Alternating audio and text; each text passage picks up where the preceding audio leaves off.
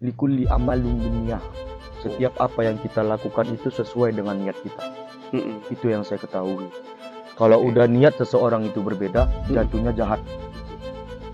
Jangankan bawa nama Allah, bawa nama lillahi ta'ala, billahi ta'ala, itu luar biasa maknanya. Tapi yang namanya iblis, tidak ada rasa takut.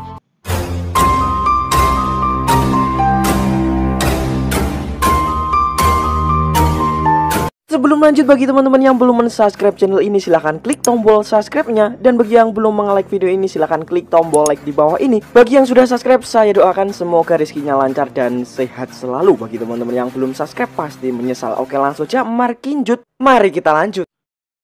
Ya, kita ngobrol santai nih. Di sini kita minggu nih. Ya, di sini ada abangdanya Mas Re ya. Yaitu Bangda Roy. Ya, gimana kabarnya, Bang? Ya, alhamdulillah, baik ya. Ini kita berkesempatan hadir sama beliau ini karena cukup alot ya manggilnya ini. Karena kenapa? Tadi penjelasan beliau udah dibilang 10 tahun ya. 10 tahun hampir nggak jumpa sama yang namanya Re. Adiknya sendiri. Memang rumahnya beda ya, Mas ya?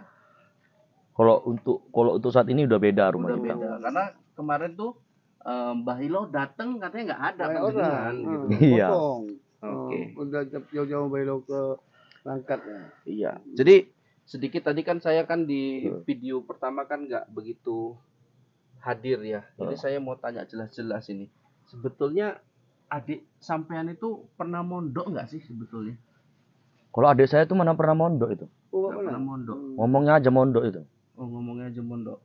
Tapi dia ilmu agama cukup fasih, Mas. Ya. Agama apal dia banyak ayat apal. Iya, orang tua kami mendidik kami itu tentang agama itu memang keras. Cuman kalau dia mondok kayaknya baru sekarang sih dia ngikut padepokan. Siapa sih gurunya itu? Kang Mamas. Kang Mamas tuh. Seperti itulah. Berarti memang berarti dia sempat berubah karena mondok sama Kang Mamas. Iya, yang mondok tuh saya. Oh, gitu ya. Yang mondok tuh saya. Oke. Jadi ini permasalahannya semakin besar pasca tiba-tiba ini Re sama Mas Arya yang dari padepokannya Kang Mamas itu datang ke padepokannya Gus Idris yang ada di Malang. Buat onar adik sampean itu, Mas. Buat malu itu. Nyiksa. Ya, nyiksa siapa? Nyiksa santri ya? Oh, Mas santri itu ya. Gus Idris. Seperti mau dibuat tumbal. Udah gitu apa namanya? Nyuri pedang Zulfikar. Pedang gurunya sendiri. Nah, Mas yang mengenal sosok Re adik Mas ini sendiri dulunya kayak mana sih, Mas, gitu loh. Oh, itu kalem kali tuh. Baik kali orangnya tuh. Kalem ya, tapi kok kayak gitu. Oh, pokoknya kalau sampai orang tua kami tuh nggak menyangka lah. Dia seperti itu gitu loh. Jadi ini atau ada yang mempengaruhi dia. orang tua Mas Ray dan Mas ini udah tahu nih dia seperti ini. Ini sedikit Mas informasi ya. Memang di balik mereka ini ya, Mas Arya sama adik sampean itu ada namanya nenek iblis, nenek siluman, nenek apa ya, setan kalau dibilang. Tetapi dari gaya bahasanya, Re ini tidak diperbudak sama nenek setan ini. Artinya kayak dari bahasa tubuhnya, mereka nih buat kesepakatan perjanjian, misalkan ya, padepokannya Gus Idris itu diambil alih sama mereka, itu bakal dibagi dua, mungkin seperti itu. Iya. Nah, jadi dia ada perjanjian yang seperti itulah, membagi kekuasaan. Padahal itu bukan milik dia, itu Mas. Memang kalau misalnya kita lihat, kalau dia dari gerak-geriknya tidak dipengaruhi oleh iblis atau kayak gimana ya, tapi sedikit tidaknya saya nggak kenal sama adik saya yang seperti itu gitu loh. Saya baru tahu nih sekarang isu-isunya yang lagi gebiar gitu, lagi gempar ini sekarang. Ini begini. Dan termasuk mulia hati guru kita Gus Idris ini, karena dia tidak mau ke jalur hukum langsung, dia mau secara keluarga. Padahal udah bolak-balik tuh Mas Roy ditawarin tuh sama apa ya, Syekh Ali semua lah ya, petugas terkait ya udah datangin nih padepokannya Gus Idris tapi tetap aja Gus Idris bilang jangan, kita masih bisa tangani secara kekeluargaan. Jadi itu tadi jadi menurut kan Mas, dia masih dilindungi gitu loh. Iya, masih dilindungi dia kan gitu. Memang kalau misalnya kalau menurut saya ya, kalau misalnya masih bisa didamaikan secara kekeluargaan ya lebih baik seperti itu. Tapi saya takutnya nanti dia nggak berubah. Tunggu. Saya menarik sekali nih. Takutnya dia nggak berubah. Jadi artinya kemarin dia mondok sama Kang Mamas itu ngapain, Mas? Cuman ngambil ilmu terus untuk melawan orang sesama muslim gitu. Angkuh kali ya. Angkuh. Dia untuk menuntut ilmu itu karena merebut kekuasaan. Mungkin dia mau jadi penguasa kali. Berarti dia ini orangnya Saya- berambisi besar nih. Saya bingung nih sama adik saya sendiri nih. Yang satu posisi saya malu dibuat dia nih. Dia pernah katanya mondok.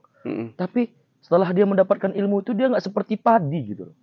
Maksudnya padi gimana, Mas? Boleh Kalau dijelasin, Mas? misalnya kita memiliki ilmu yang tinggi, Iya. seharusnya itu kita merunduk. Jangan buat jatuh korban. Oke. Jangan mencuri. Iya. Ini enggak. Dia seperti pasak lupa tiang. Oke. Tapi segala tindak lakunya diikutin kata-kata Allah. Semua Allah. Semua Allah disebut dia. Munafik, Seolah-olah Mas. tindakan dia ini diridhoi oleh Allah. Itu gimana, Mas? Padahal dia jelas-jelas Sudah salah. bersekutu sama nenek iblis, nenek siluman. Itu Yang gimana merasakan mau? seluruh padepokan. Coba mau kayak mana coba? Iblis itu ya. Jangankan bawa nama Allah. Bawa nama lillahi ta'ala billahi ta'ala. Itu luar biasa maknanya. Tapi yang namanya iblis tidak ada rasa takut. Karena memang udah tempatnya itu murkanya Allah. Jadi memang gini, Mas. Mau dia bawa nama Allah tapi dia mencuri.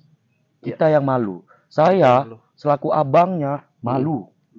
Dia punya ilmu, seharusnya bisa dipergunakannya dengan baik. Nggak masalah dia ingin merebutkan kekuasaan, tapi dengan cara yang benar. Ini Saya caranya setuju, udah Mas. nggak benar. Seperti itu kurang lebihnya, Mas Den. Saya setuju dengan Mas Ini Roy. sangat sulit sekali dimusnahkan. Seperti guru kita Gus Samsudin tadi pernah diculik dia. Memang nenek siluman ini kan, Mas Roy, bolak-balik udah dimusnahkan, Tidak, dikubur. Ada lagi, seolah-olah beranak pinak, Sampai nggak sekarang habis-habis. saat ini korbannya adik Mas Roy sendiri. Sini. Iya. Namanya ya jin, iblis, dia tidak mudah kita untuk musnahkan. Seperti itu. Yang terpenting gimana cara kita bisa menyadarkan adik saya ini. Iya. Karena memang udah tingkah lakunya, perbuatannya itu sudah buat malu. Terkhususnya kita keluarga. Iya. Penting itu Mas Roy itu tanggung jawab penuh. Harus bisa. Terutama bujuk Saat dia. ini juga menjadi tanggung jawabnya Kang Mamas di Iya, Pandepokan. Kita Karena maksudnya Mas Roy ini tugasnya bujuk dia agar mau membalikkan pedang berpikir mirip. gini, Mas Ahmed, bukan kita nggak mau bertanggung jawab penuh. Oke, kita bertanggung, kita tanggung resiko dia. Tapi siapa yang menjawab? Siapa yang berani menjawab risiko dia yang seperti itu, Mas Ahmed? Saya juga nggak mau terjerumus ke dalamnya. Karena saya yang mengenal, saya nggak pernah seperti itu. Nah, di sini kita pingin menyadarkan dia, yang dari nenek-nenek iblis itu. Iya. Ya. Tapi yang kita harus ketahui netizen, kita lebih tinggi darajatnya daripada makhluk lain. Ataupun yang disebut tadi sama Mas Den, Mas Ahmed, nenek iblis. Ya, hanya saja kita yang mudah terpengaruh. Kita nggak kuat iman. benar. Seperti itu kurang lebihnya netizen. Iya. Jadi kalau boleh di-share sedikit nih ya, Mas Roy. Mas Roy dulu katanya pernah mondok. Kenapa? Apa sih gini perbedaannya Mas Roy dengan adik Mas Roy yang kalau dibilang sama-sama mondok nih? Mungkin Mas Ri itu mondoknya sebentar, mungkin Mas mondoknya lebih lama. Tapi apa sih bedanya kok bisa berbeda jauh? Mas bisa mengontrol amarah Mas, ya tidak berambisi, tapi adik Mas sebaliknya gitu loh. Likulli amalun binniyah. Setiap apa yang kita lakukan itu sesuai dengan niat kita. Itu yang saya ketahui. Kalau udah niat seseorang itu berbeda, jatuhnya jahat. Jatuhnya jahat, Jatuhnya maksiat. jatuhnya maksiat. Kalau misalnya seseorang ini mendapatkan sesuatu ilmu, tujuannya baik, membantu, tidak membuat resah, maka jatuhnya juga akan thayyibah. Akan baik jatuhnya, Mas Ahmed, Mas Den. Oke. Seperti itu. Gitu ya. Jadi kalau yang dilakukan sama adik Mas ini tujuan utamanya sebetulnya apa sih Mas? Ingin membuat bangga keluarga, tentunya malah memalukan, ya kan? Malah mempermalukan kalau menurut saya ini. Iya, mempermalukan keluarga nih. Terutama Mas Roy ini. Otomatis pasti kan dia udah viral. Pasti setidaknya teman-teman Mas Roy ini sudah ada melapor pasti. Iya. Mas, apa sih yang dulu terakhir kali ketika Mas bertemu sama Mas Ri, terakhir kali pesan Mas untuk dia sih sebagai kakak gitu? Pesan saya satu, hanya untuk adik saya. Kembalilah ke jalan yang benar. Oke. Karena apapun ceritanya, itu hanya sementara. Jangan menyesal di kemudian hari. Kalau udah kita saat ini ingin menjadarkan, tolong buka hati kecilnya. Sal domirok, tanyakan hati kecilmu kalau kau bisa berubah. Al yakinu la yuzalu bisakin, kau yakin kau bisa berubah. Kalau kau ragu kau bisa berubah, maka akan seperti inilah seterusnya. Siap. Seperti siap, itu, Mas siap. Amen. Mas Den. Oke, terima kasih Bang Roy. Ini kita lanjut ke permasalahan di Padepokan nih, antara dua Padepokan Mas Roy.